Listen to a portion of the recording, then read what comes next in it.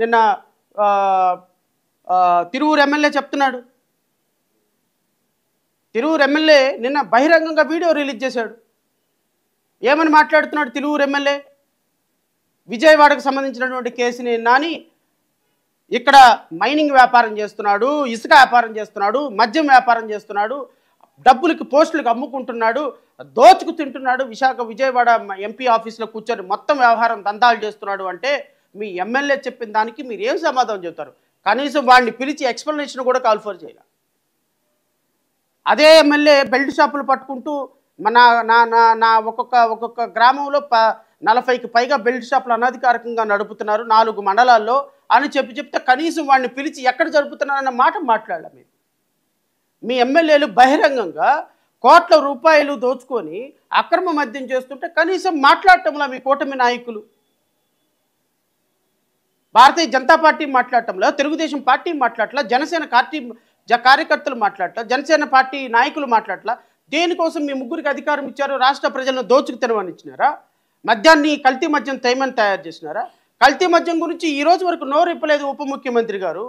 కల్తీ మద్యం గురించి ఒక్క మాట మాట్లాడలేదు ఈరోజు, నోరు ఇప్పలేదు ముఖ్యమంత్రి గారు. కల్తీ మద్యం గురించి ఈరోజు ఒక్క మాట మాట్లాడలేదు నారా లోకేష్ అనధికారిక ముఖ్యమంత్రి గారు. మీరు ఈ రాష్ట్రంలో మీ యొక్క నాయకులకి కుటీర పరిశ్రమలు ఇచ్చి కల్తీ మద్యం తయారు చేయమని చెప్తున్నారు. ఈరోజు రాష్ట్రంలో కుటీర పరిశ్రమలు పెట్టి ఇసుక మద్యం ధారాతత్వంగా ఇష్టం వచ్చినట్టు డబ్బుల్ని దోచుకొని ప్రజల్ని, ఆరోగ్యాన్ని, ప్రజల సంపదని దోచుకుపోతున్నారు. మాట్లాడరు. ఎందుకు మాట్లాడరు అంటే 15 సంవత్సరాలు మా కూటమి ప్రభుత్వం కలిసి ఉండాలి. ఎందుకు కలిసి ఉండాలి మీ కూటమి ప్రభుత్వం అంటే? ప్రజలను దోచుకోవటానికి కలిసి ఉండాలి. ప్రజల సొమ్ములను దాచుకోవటానికి, ప్రజల సొమ్ములను దాచుకోవటానికి కలిసి ఉండాలి. ప్రజల సొమ్ములతోటి విహారంగా విచ్చలవిడిగా చార్టర్ ఫ్లైట్లో తిరగటానికి, పెద్ద స్పెషల్ ఫ్లైట్లో తిరగటానికి, మీరు దోచుకున్న డబ్బును దాచుకోవటానికి కంపెనీలు తీసుకొస్తున్నామని విదేశాలు వెళ్ళి అక్కడ ఫారెన్ టూర్లు చేయడానికి మాత్రమే మీ యొక్క రాష్ట్ర అధికారం పరిపాలన కావాలి. కానీ రాష్ట్ర ప్రజల యొక్క సంపద గురించి కానీ, రాష్ట్ర ప్రజల యొక్క ఆరోగ్యం గురించి కానీ, రాష్ట్ర ప్రజల భవిష్యత్తు గురించి కానీ, యువత భవిష్యత్తు గురించి కానీ నయా పైసా సంబంధం లేకుండా ఏ విధంగా మాట్లాడకుండా కూర్చునేటువంటి భోగ ప్రభుత్వం, గుడ్డి ప్రభుత్వం మీ కూటమి ప్రభుత్వం. ఎందుకు మీకు అధికారం ఇచ్చారు ప్రజలు? ఈ అధికారంతో మీరేం చేస్తున్నారు? అధికారంతో వీళ్ళు ఏం చేస్తున్నారు అంటే, గత 3, 4, 5 ఒక వారం 10 రోజుల నుంచి గూగుల్ కంపెనీ వచ్చేసింది. రాష్ట్రానికి గూగుల్ కంపెనీ వచ్చేసింది.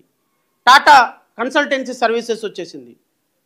నెంబర్ 3 కాగ్నిజెంట్ కంపెనీ వచ్చింది. రాష్ట్ర ప్రజలకి నేను ఒక విన్నపం చేస్తున్నా.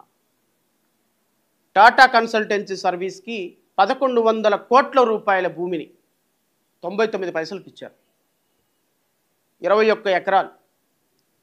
విశాఖపట్నంలో ఒక పేదవాడు ఇల్లు కట్టుకుంటే 1 సెంటు స్థలం ఇవ్వని మీరు టాటా కన్సల్టెన్సీ సర్వీస్ లాంటి కంపెనీకి 1100 కోట్ల రూపాయల కంపెనీకి 1 రూపాయికి మీరు భూమి అమ్మేశారు అంటే,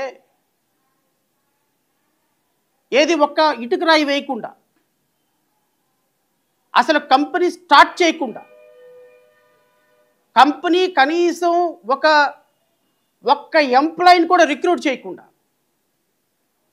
అసలు కంపెనీ ఎక్కడ సెటప్ చేద్దాము, ఏ విధంగా సెటప్ చేద్దాము, కనీసం కంపెనీ ప్రతినిధులు ఇక్కడికి వచ్చి చూసి మాట్లాడి ఇక్కడ కంపెనీ పెడదామని ఆలోచన లేకుండా, వాళ్ళు ఎక్కడో సిడ్నీలో కూర్చుంటే, వాళ్ళు ఎక్కడో అమెరికాలో కూర్చుంటే, వాళ్ళు ఎక్కడో ఢిల్లీలో కూర్చుంటే 1100 కోట్ల రూపాయల భూమిని దారాదత్తం చేసి పడేసి సేల్ డీడ్ రాసేసేసి మీకు మాకు టాటా కన్సల్టెన్సీ సర్వీస్ వచ్చేసింది.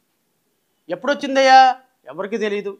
ఎన్ని కంపెనీలు పెట్టా, ఎన్ని ఉద్యోగాలు ఇచ్చారయ్యా? ఎవరికి తెలియదు. అసలు పెడతారా లేదా అది కూడా తెలియదు. మరి ఎందుకు 1100 కోట్ల రూపాయల భూమి ఇచ్చేశారు? ప్రజలకి ఉద్యోగాల కల్పన జరగాలి కాబట్టి. ఉద్యోగాల కల్పన జరుగుద్దా? రేపొద్దున జరగకపోతే సేల్ డీడ్ పరిస్థితి ఏంటి? గప్చుప్ సంబారపడి దాని గురించి ఎవరు మాట్లాడదు.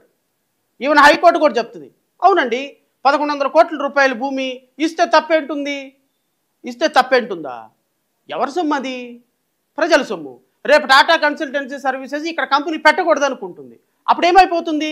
సేల్ డీడ్ రాసింది ఏమైపోతుంది? ఆ సేల్ డీడ్ తీసుకెళ్ళి బ్యాంకులో తాకట్టు పెడి 1000 కోట్లు 900 కోట్ల రూపాయలకి 450 కోట్ల రూపాయలు లోన్ తీసుకొని ఆ డబ్బు తీసుకొని వెళ్ళిపోతారు. ఎవరు మాట్లాడతారు? ఇప్పటి వరకు రాష్ట్రంలో ఇన్ని 1,60,000 ఎకరాలు ప్రభుత్వ భూమిని దారాదత్తం చేశారు కంపెనీలకి. ఎన్ని కంపెనీలు పెట్టారు? ఎన్ని కంపెనీలు పెట్టారు? ఎన్ని కంపెనీలు గ్రౌండింగ్ అయినాయి? ఎన్ని కంపెనీలు కమర్షియల్ ప్రొడక్షన్ స్టార్ట్ చేసినాయి? ఎన్ని కంపెనీలు ఈ రాష్ట్రంలో ఉద్యోగాల కల్పన చేసినాయి? ఇప్పటి వరకు రాష్ట్ర ప్రభుత్వం 2014 నుంచి ఈ రోజు వరకు కూడా 1,40,000 ఎకరాలు ప్రభుత్వ భూమిని కంపెనీలకు దారాదత్తం చేస్తే కనీసంగా 10% కూడా వాటిలో గ్రౌండింగ్ చేయకుండా మొత్తం భూములందరినీ దారాదత్తం చేస్తే ఏ ప్రభుత్వాలు మాట్లాడుతున్నాయి? ఏ కూటమి ప్రభుత్వం మాట్లాడుతుంది? ఏ పవన్ కళ్యాణ్ మాట్లాడుతున్నాడు? ఈరోజు రాష్ట్ర ప్రభుత్వం భూములు బదలాయించేటువంటి ఒక దుర్మార్గమైన కార్యక్రమానికి deputy chairman Pawan Kalyan, chairman ముఖ్యమంత్రి.